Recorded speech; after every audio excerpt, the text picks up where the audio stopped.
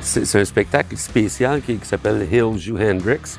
C'est pas ça que je fais d'habitude. D'habitude, je finis souvent mon show avec une tune de Hendrix, mais là, il y a une couple d'années, le Palais Montcalm à Québec m'ont demandé, pendant la pandémie, pour le 50e anniversaire de la mort de Hendrix, de faire un spectacle de l'œuvre de Hendrix. Puis ça a tellement marché, c'était sold out au Palais Montcalm à Québec. Je pense que c'est le soir que j'ai eu le plus d'ovations debout de ma carrière.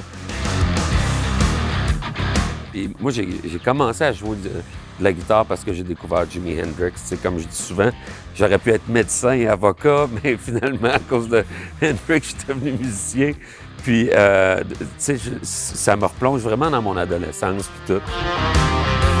J'ai eu des centaines de guitares, là, tu sais. Ça, c'est la meilleure Stratocaster que j'ai eue. Puis ça donne que je l'ai acheté pour la première fois, j'avais 19 ans. Puis une couple d'années plus tard, j'avais besoin de faire une maquette pour trouver un contrat de disque. Puis il y avait le propriétaire à l'époque du bistrot à Jojo à Montréal. Fait que j'ai échangé la guitare contre quelques jours en studio. J'ai fait une maquette, j'ai trouvé un contrat de disque. Puis la guitare, elle était sur le mur derrière une vitre pendant 20 ans, 25 ans.